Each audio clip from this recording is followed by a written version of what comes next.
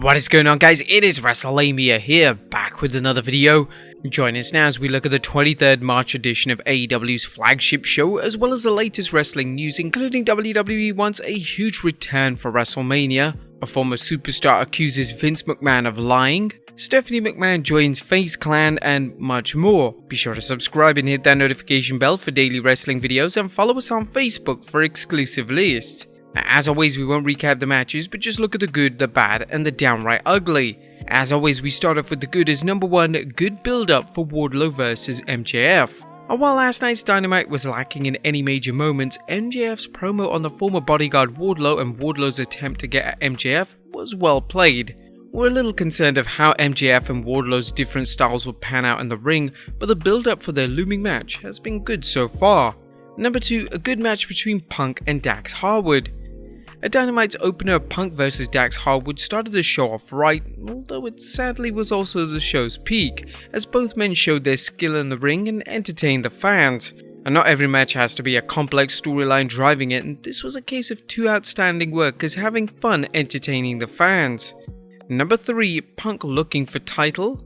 Now that CM Punk has dispatched MJF, it looks like wrestling's second City Saint is gearing up for a shot at championship gold. Does this mean Punk plans on challenging Adam Page? And if so, will he have to get past Adam Cole, who seems hell-bent on securing another championship match? Whatever the case, Punk could take Page's championship reign to a true main event level, something which has been lacking despite good challenges like Bryan Danielson, Adam Cole, and even Lance Archer. Number 4, Dan Lambert is magic on the mic.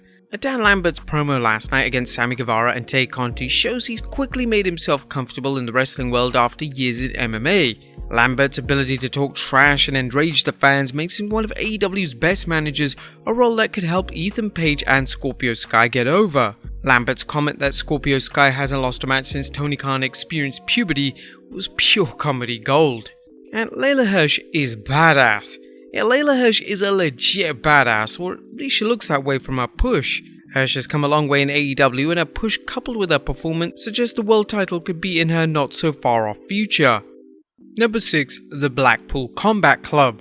Now I know some of you may not agree with this, but the Blackpool Combat Club sounds like a great name for a faction. It suits William Regal to a T, of course. What do you guys think of the name? Let us know in the comments down below. But that was good. What about the bad? As number 1, flooding the women's division.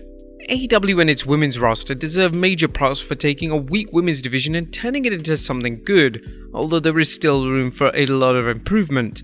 Nonetheless, Dynamite did benefit from the way it booked its women's last night, seeming to squeeze them into one segment after another rather than placing them throughout the show. Was AEW worried that having a women's match and 2 segments featuring its female fighters would alienate fans, so it booked them together to minimize the damage? If so, it's a vote of no confidence that sends a bad message to viewers and the women's roster. Number 2, the Pinnacle plummets.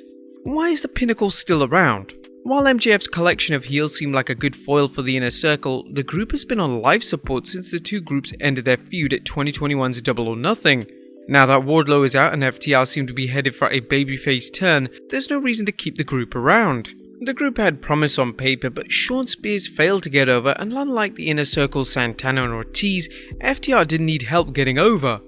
AEW likes its factions, but it's time to dump this disaster. Number 3, Nyla Rose challenging for women's title again?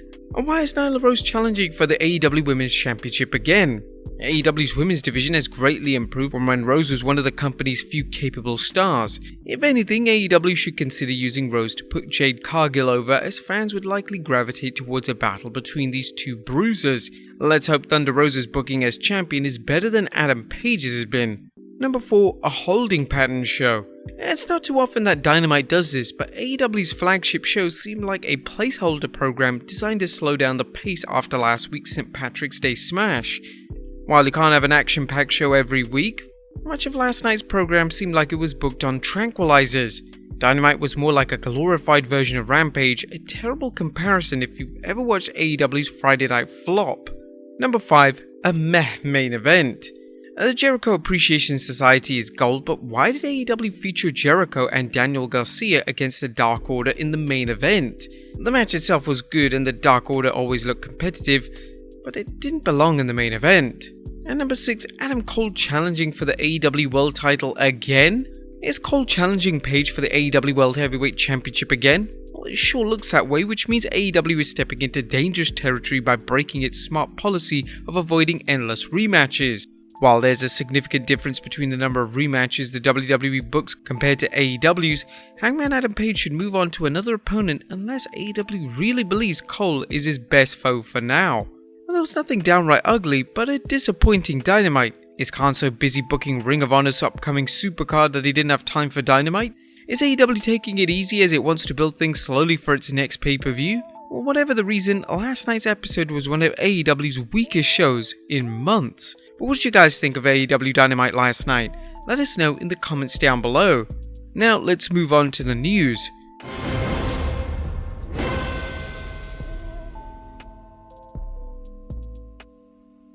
Now first story looks at WWE wants a massive return at Wrestlemania. Topping today's news is a report from Meltzer that the WWE is looking to recreate the magic of WrestleMania 33, the night when Matt and Jeff Hardy made a surprise return to WWE, entering a ladder match featuring The Bar, Enzo Amore, and Big Cass and Luke Gallows and Carl Anderson.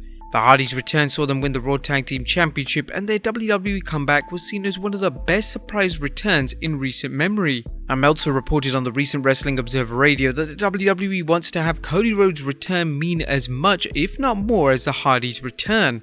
But there are two problems WWE faces.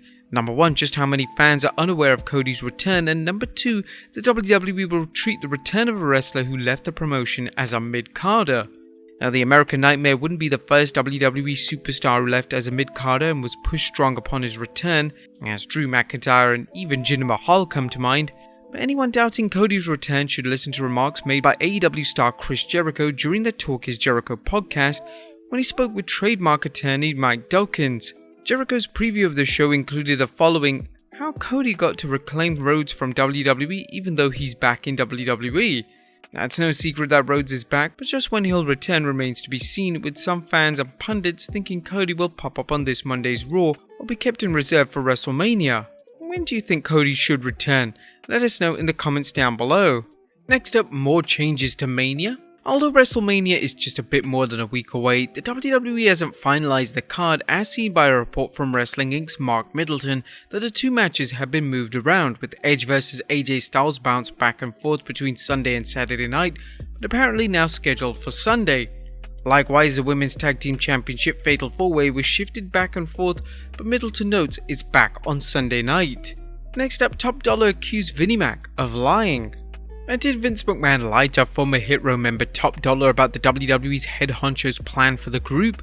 On the accusation Top Dollar, aka AJ Francis, made during an appearance on the Casual Conversation show on YouTube, mentioned, WWE's plans was literally when I asked Vince, I said, what are the plans for us? He said, the plans are to get you guys over. Alright, cool. That's cool, I'm down with that, but to be like, you guys are working towards a feud with the New Day. No, they didn't promise a New Day feud. Now, this wouldn't be the first time a wrestler called McMahon out for promising a push that failed to materialize.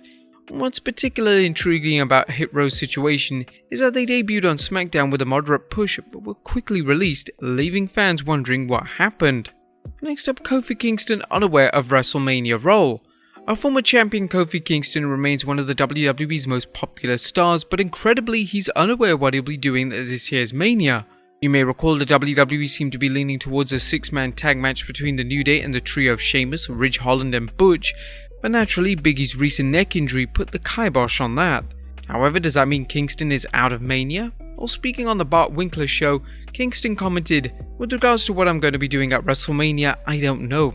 I'm not sure. Hopefully Woods will be back and mix it up with some of these tag teams out there. Everything is up in the air. You never know what is going to happen leading up to WrestleMania. That's why it's so exciting right now, because we really just don't know.